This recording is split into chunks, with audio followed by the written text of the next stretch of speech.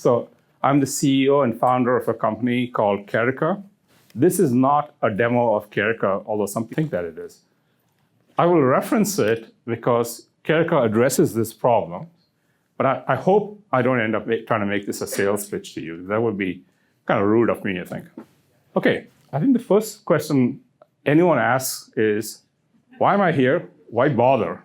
Why should this subject be interesting to anybody? So I think the why is really, really important because it leads directly to the question of, okay, now how do I do it?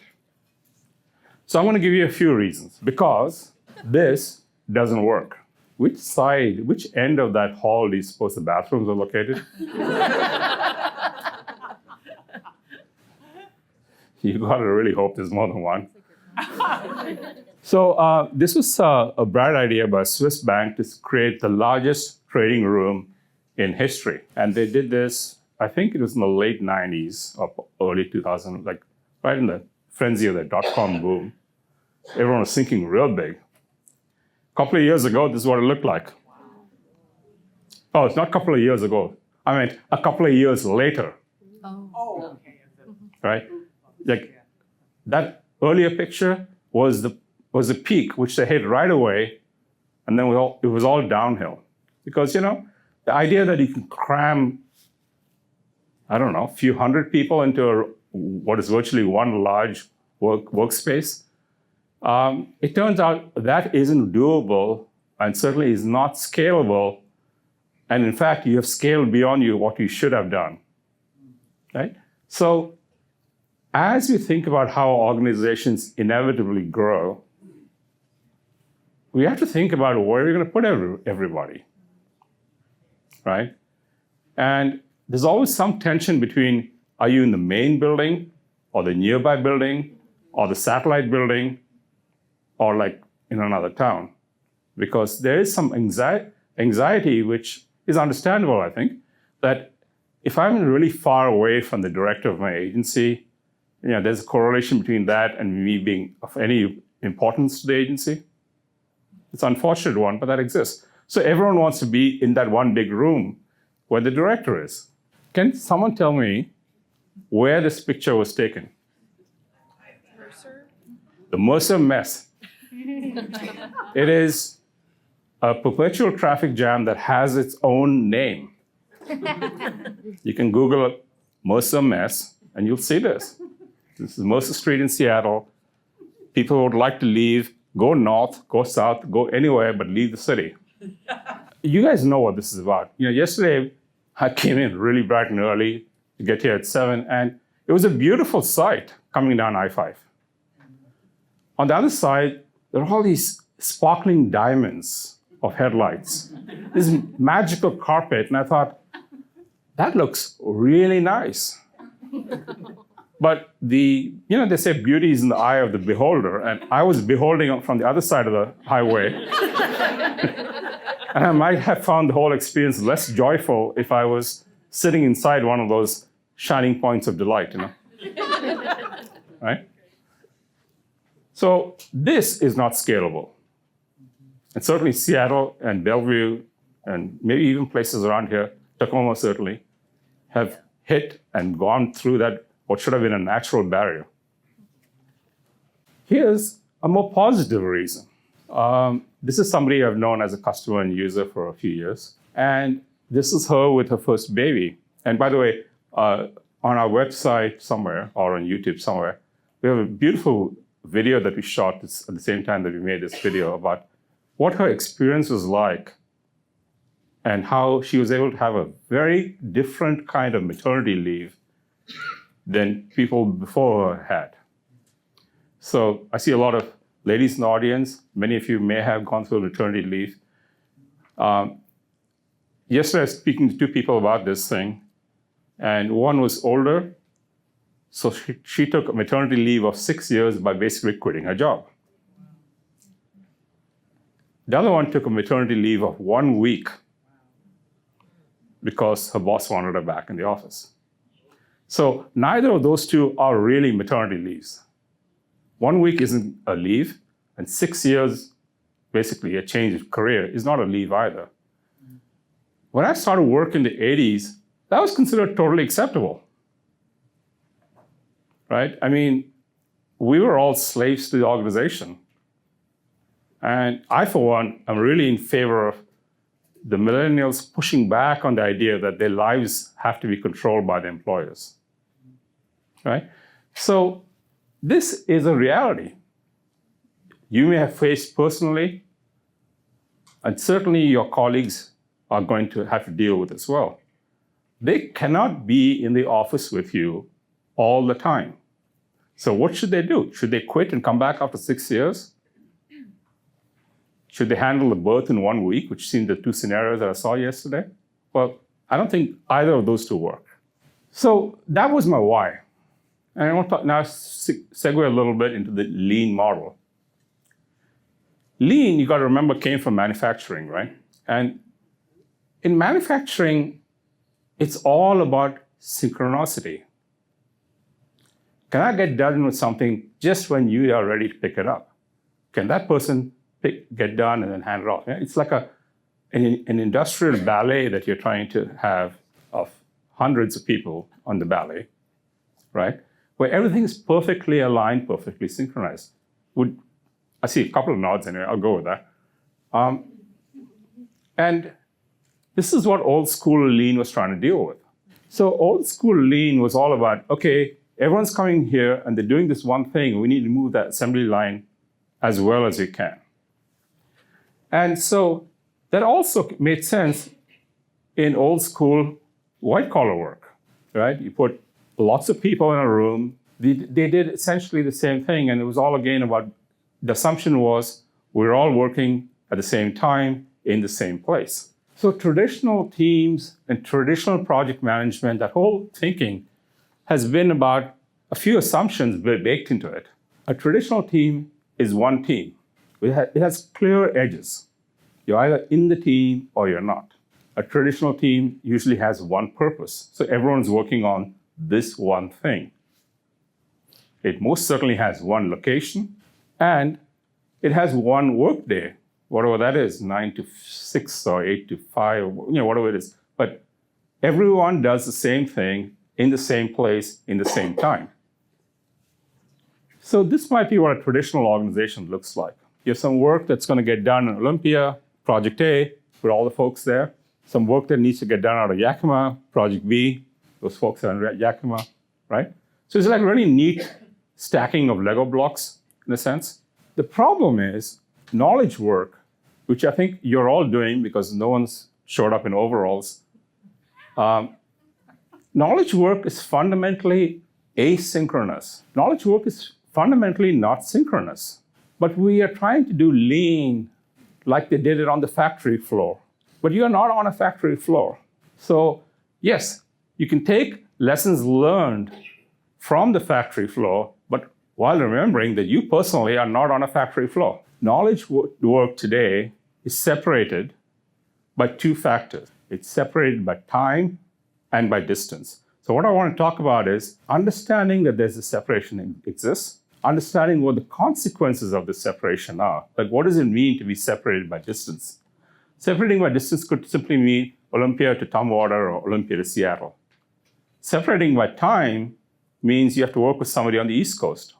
If you want to consider a team that's separated by distance, you can imagine a team where there's maybe just one person in Olympia and the rest of the people are, in Yakima and Spokane, which actually doesn't sound that freaky now you think about it, right? Separating by time is more insidious.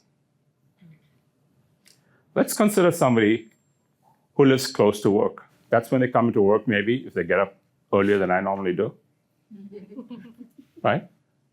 So this lady is able to come into work around 7 and maybe quit around 5:30 or so. Someone who simply lives further away, like on the wrong side of the highway in I-5, is not going to have the same work hours. What about somebody who's in the field, an auditor who's out there doing an inspection, right? I mean, that's just one example. Nearly every agency does some kind of inspection as part of it, You guys are real inspecting bunch of folks, So, if he's out in the field doing an inspection, his day will never really be synchronized with yours. For one thing, he might be inspecting in a town that he doesn't normally live in, right? Which may have changed his pattern, and he's like, he used to be far, but now he's just, the motel is right across the street maybe. But there are other things that may change his pattern. And then we have flex. I, for one, as someone who worked too long in the old model, I'm really happy that flex time is being embraced more and more. So that person may work a half day on, let's say, Fridays. If this is a Friday schedule we're looking at, that person is only available for half the day. That's it. So what you now find is, if you try to find the common time for this team, it's a whole lot less than your work day, right? It might just be 20 minutes before lunch and an hour or two after lunch. That's the only time you have even an opportunity to be synchronized with your folks. So time is not just necessarily because I'm over on the East Coast in New York, but it simply might reflect things that I'm doing differently within a few miles of Olympia. So if we accept that we have to deal with separation, we need to plan for separation. We need to think about separation and plan for it. When we do a process design, we need to understand which parts of that process are going to be done by different people. When people do a process design, they draw a flow map or put some stickies up, there's a lot of implicit assumption built into that every one of those tasks is going to be done by somebody who actually is within a few feet of that board, because they can come and frequently look and see, what is that thing about? What's the status of that? So all the planning that we have historically done through lean training, unfortunately, has a baked-in assumption about synchronous work. And hopefully I convinced you a minute ago that synchronized work is, well, there's a lot less of it than people think. We need to think about our tools. This is a common tool, whiteboard with stickies on it. And the usefulness of this tool is directly related to how many feet you are from this tool. If this tool happens to be close by your cubicle, it's a really useful tool. But just consider somebody who's on the far end of that same room, who has to get up, walk over to refresh their mind about something. This tool is completely useless once you take the elevator, even within your same building. And this tool is not even known to exist if you're working in a different office. So this is how a lot of people start, because it's cheap, easy, and it seems to do the job. And it does do the job as long as you're really, really close to it. The other area you need to plan for separation is in how you handle your meetings. So the concept of stand-up meetings came from the agile world and is now pretty common. Don't do a whole show of hands, but just nod vigorously if you are doing stand-up meetings. Begin nodding. Oh, okay. Some people added hands as well, so there's 2 or 3 stand-ups going on in their life. You ever feel your stand-up meeting is kind of run like this, by the way? Just curious. So now let's get to sort of the meat part of the talk. If I've persuaded you that virtual teams already exist, that you're already in one, but no one has pointed that out to you, maybe you can reflect upon the fact that, are you really that synchronized? Are people always right next to you? Do they actually come in to work the same hours that you do? Has no one ever gotten sick or had to stay at home waiting for the cable guy? So you're actually already in a virtual team, but I feel like that realization hasn't really been there. People plan as if this mythical team assembles at 8 o'clock every morning in this room. People plan as if that team is always available in this room every day. People plan as if everyone can see this simple whiteboard. So we need to rethink a lot of that stuff. We can need to rethink in terms of 5, 6 aspects. One is about access, awareness, context, push, pull, and networks. So I will go through each one now. Access needs to be anywhere, anytime. It cannot be based upon your physical proximity to a whiteboard with stickies that are getting dry and peeling off already. It cannot be based upon you having easy access to that thing physically. It needs to be anywhere, and it needs to be anytime. It needs to be when you are ready to catch up and see what's going on, right? So it has to be far more flexible than it has been anywhere. So how can something be available anytime and anywhere? Well, that problem's been solved. Everybody has a browser, always has a browser. They carry their browsers with them. It's the new don't leave home without your browser world, right? So we can see that if we need to have a solution that provides access anytime, anywhere, it needs to be something that you can get to with a browser, right? That would solve that problem of access. So instead of having something like this, I hope no one recognizes this because I did photograph this in a state agency. So actually, a lot of the not the stand-up meeting, but a lot of the other pictures are from the agencies. So this is not going to work, okay? Because this is not accessible anytime, anywhere. But something like this might be, where your cards and your boards live in the browser. So this is an example of an electronic board where these are the cards and these are the columns that represent your, sort of workflow. Something goes from planning to in progress, quality review, and hopefully it gets to done. But sometimes we'll end up in the trash. If we do transition from sticky notes to something that's online, it's not just a matter of convenience. You have actually unlocked all the powers that come with starting to use software, right? So what used to be a kind of dried curling up sticky with 3 mysterious words on it that you cannot quite remember whether we're supposed to do more of that or less of that. Right? Your cards inside the browser can be very much more rich, right? And I can talk later or separately about how rich they could be. But the point is, when you open up a card in a browser, you can do stuff with it that you can't do with yellow paper. You could see, for example, what the details around the work are, who's working on it, when it's supposed to get done. And this stuff starts to get really, really interesting. You can see, are there any tasks involved in this project? Before you can do the budget summaries, are there any subtasks that need to be done? Has there been any conversation around it? Has there been any chat, any communication? People ask questions and they got answered. Is there content? Of course there's content. You're all in the content business. You consume content and produce some content. The ratio may or may not work for you, but that's what you do. There's incoming content, files, memos, whatever it is, and there's outgoing content, right? So every work item has content associated with it. Do I get it like a hell yeah or something? Okay. And now, because we're in the magical world of software, which I love personally, I do, seriously.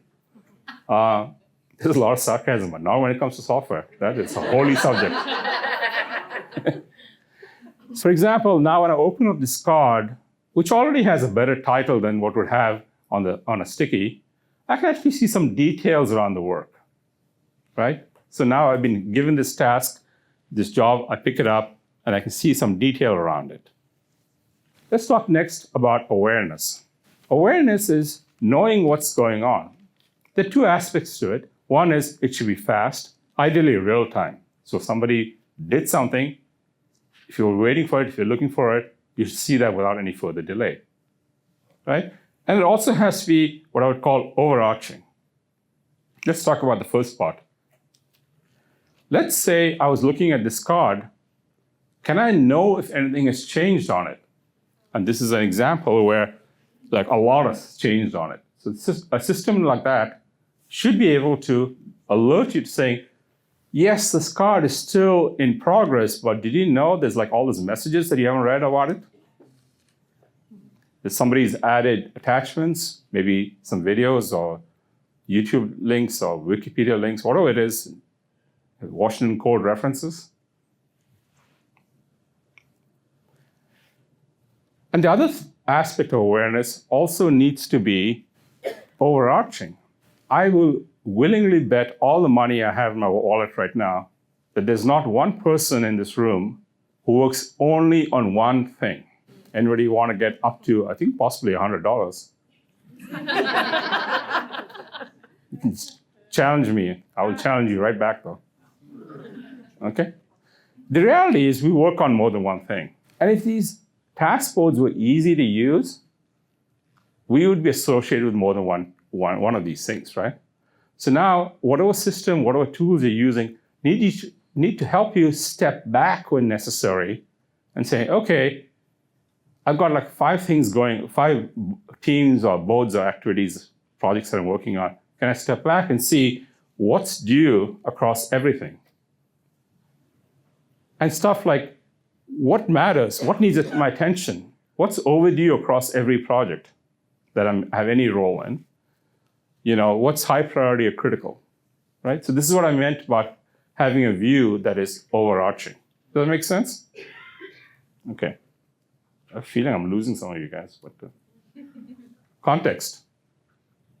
Context is what adds value to everything. When I was in college in the 80s, I remember learning that back then, TV Guide made more money than all the television networks combined. So it turned out information about the TV programs was worth more than the TV programs. So TV Guide made billions of money simply by providing context. So context means this is not a good tool. Because you know what this is?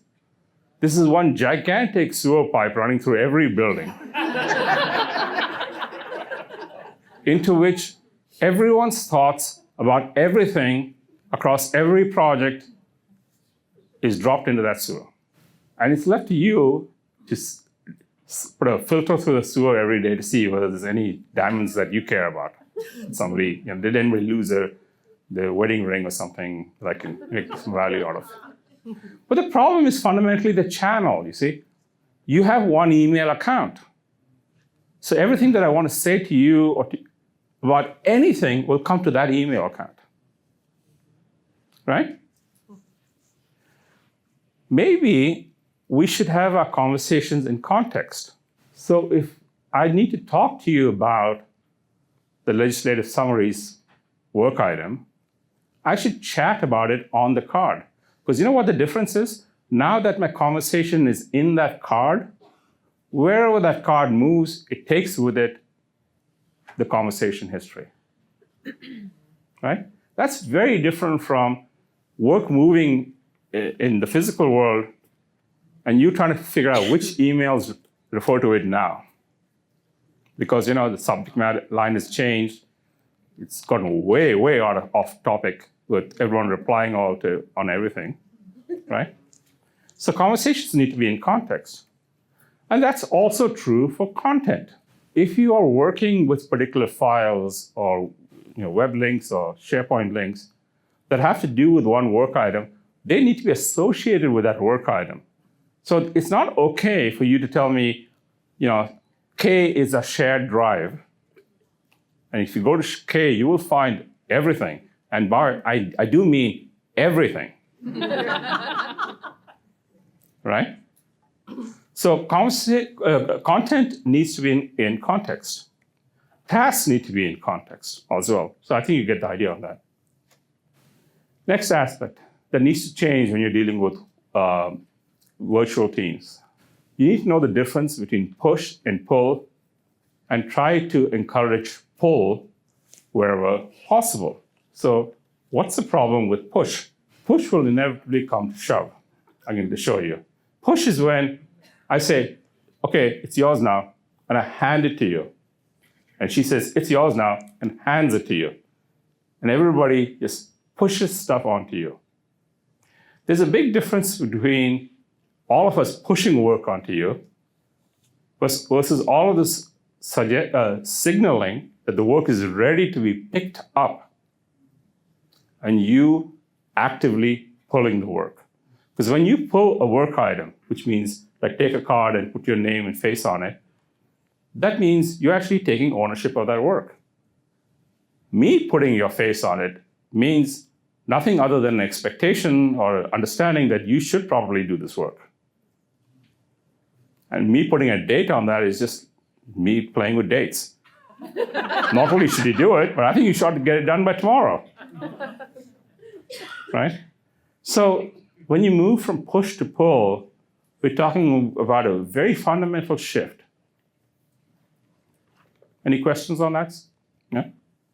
I hope you're setting up something for the Q&A because I'm going to run out of talk otherwise. This is kind of a nitty-gritty thing, but part of the push versus pull is, how many folks are familiar with work in progress limits, WIP limits? Okay, enough folks. So when you have a workflow that consists of various stages, you need to really understand what the capacity is of any one stage, because that's where your bottleneck will form. So don't push or pull things, for example, for a quality check, if you know the quality check is done by only one person who is not full-time. It doesn't matter how many people are to the left of that and getting stuff ready for quality check. You need to understand that the work in progress limit for that phase, which means that column on your board, is like 1 or 2 tasks, depending on how big they are. Next, people and roles. Who's who? There are 4 fundamental roles to consider.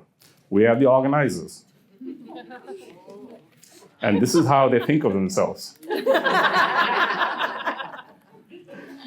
You know, supreme leaders of all their teams. Actually, this is not what an organizer should do or even attempt to do in a virtual team. Because when the team is distributed, you really don't have that kind of control over anybody. You probably didn't have it before either, but you certainly don't have that control anymore, right? So you need to get off your high flaming horse and understand that you are an organizer, right? Not the general of all generals. We also have participants. Participants are people who have to work together willingly or unwillingly, but they recognize that they have to work together in some way. So these are what I consider.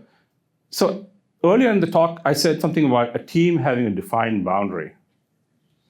Well, actually, it's more like, you know, guys know about umbra and penumbra from physics class way back. You know, when you see the light, there's a dark shadow, and then there's another shadow, and then there's no shadow. So the innermost team of people who are actually working are the participants. But there's also another layer of people out there who have some involvement with the project, but they're not really participants. They're observers, right?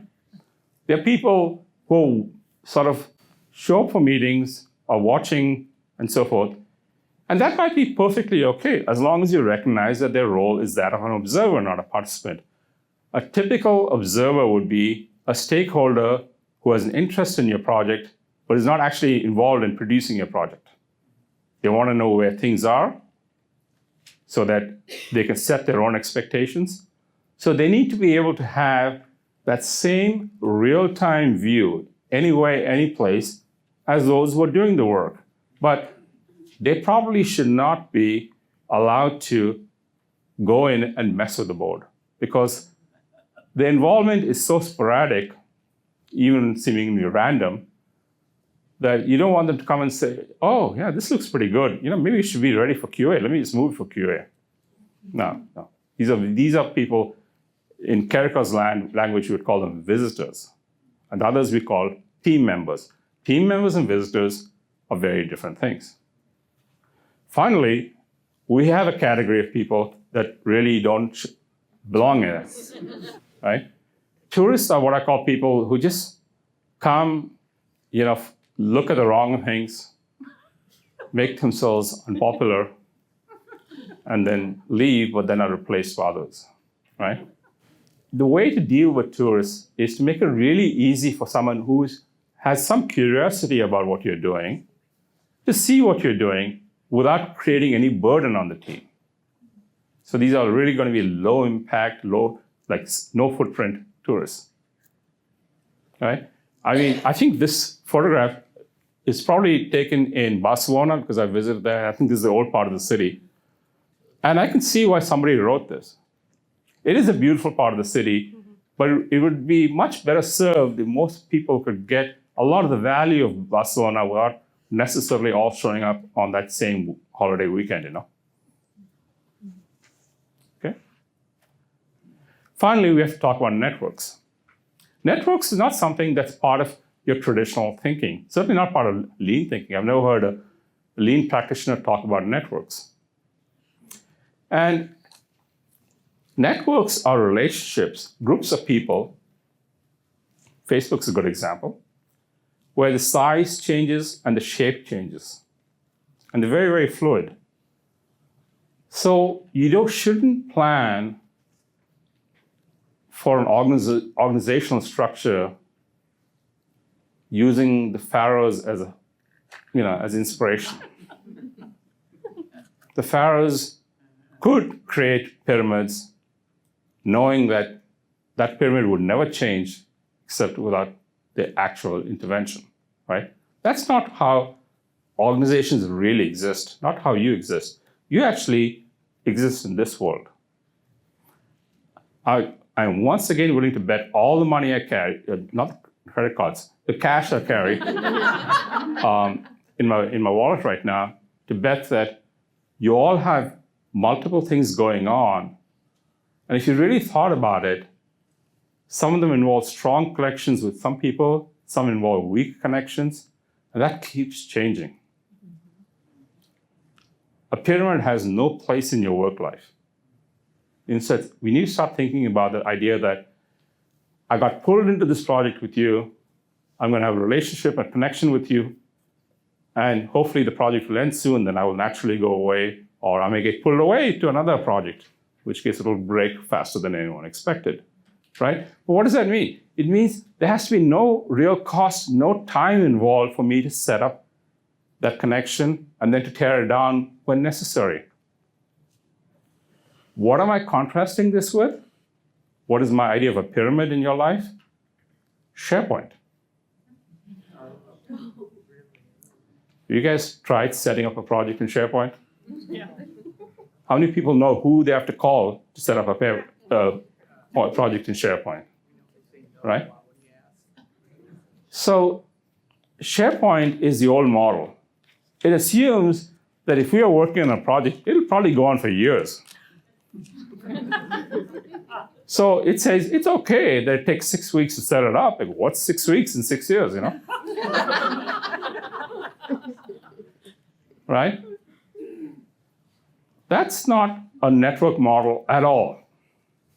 It is a real distaste for SharePoint based on personal experience that caused me to quit my last full-time job and start my own company to produce a product that would be as different from SharePoint as it possibly could be. Okay, I hope some of you guys have questions because that's the part now. Anybody have any questions? So the question was, do our cards have a section or a way to fit in time? In Kerika, it's not a separate field.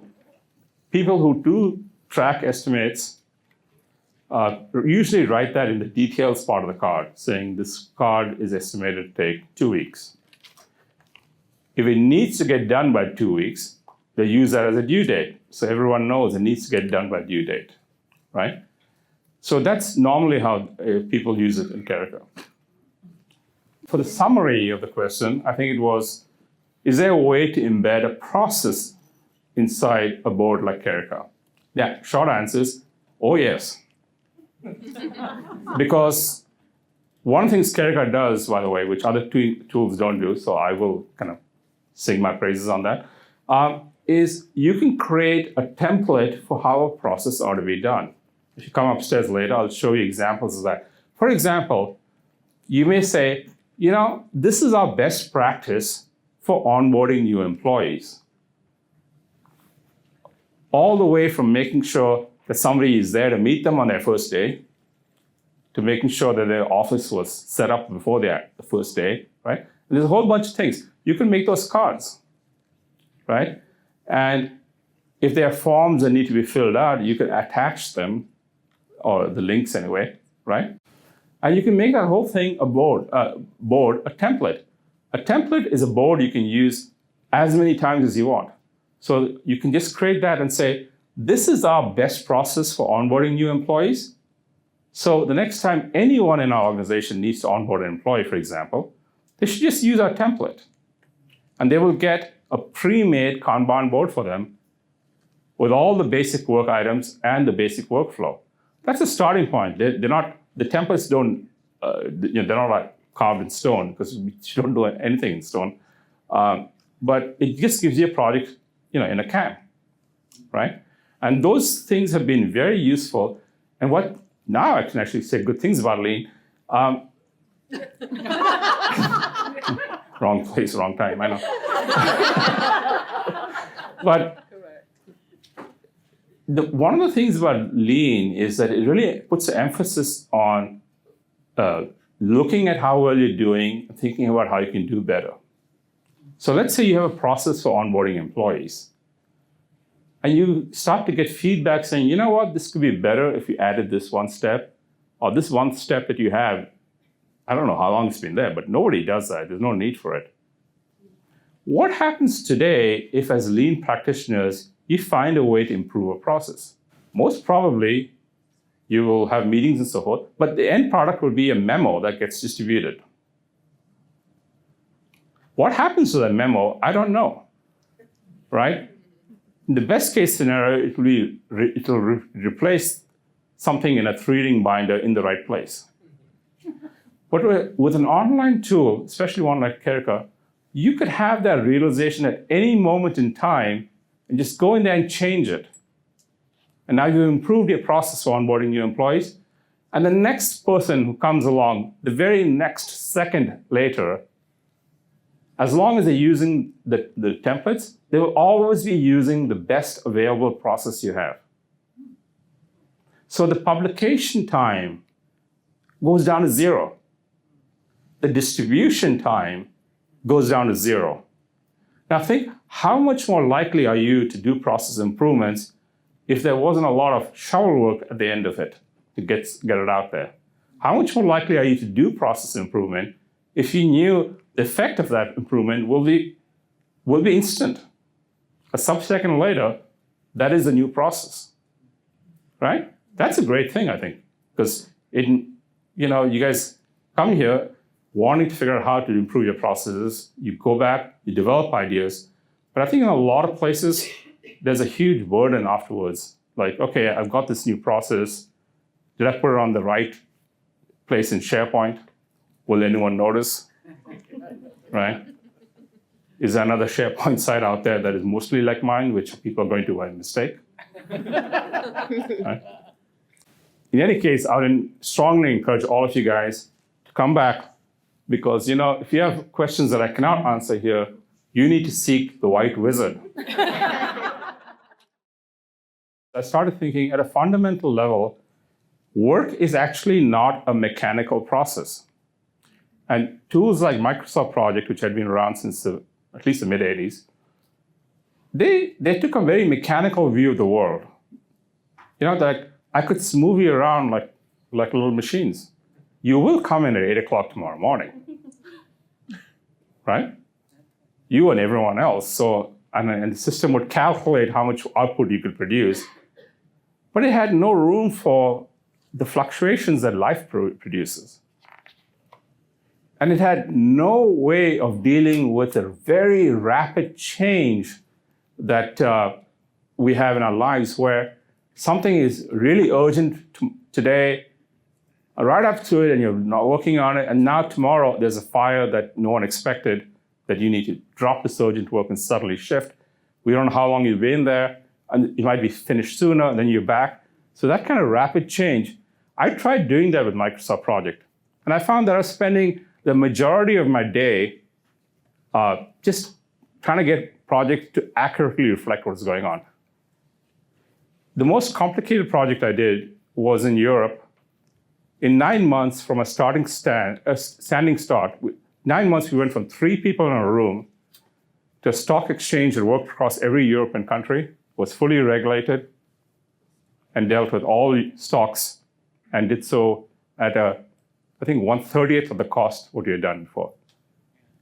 The hardest part of that project was trying to persuade my boss not to ask me for any more status reports, because every one of those took me away from doing my job. And to the very end, he kept hoping for a Gantt chart. And I said, I will do one once I know what the plan is.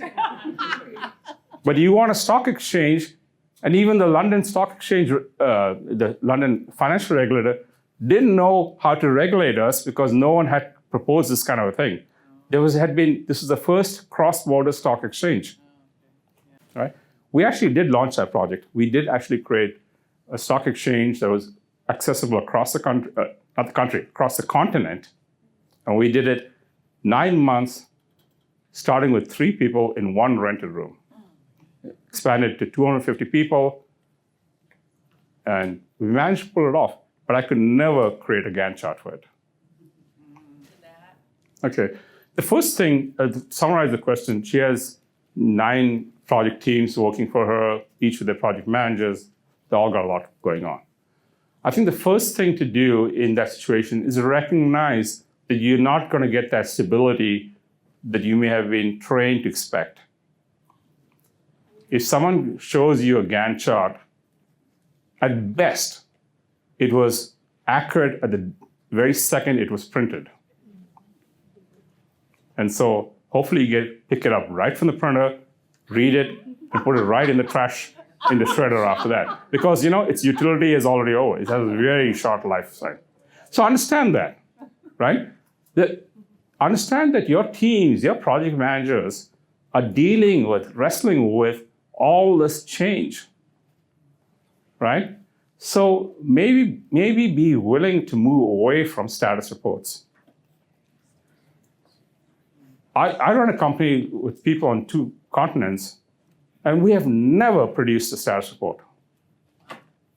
We also produce fewer than a dozen emails in the entire year.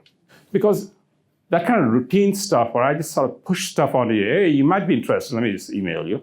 Oh, you remember you asked me for this like 6 months ago, and I've been sending it to you every week since then? Right? I assume you're still reading them. Right? So it's more of a cultural change, and we can talk about that, because I suspect that sometime I'll run through my time here. But, okay, I'm at 0 minutes, by the way. I have run through my time. Thank you very much for coming. That's my direct email. That's my personal email, my work email. That's everything. Okay? Thank you all for coming.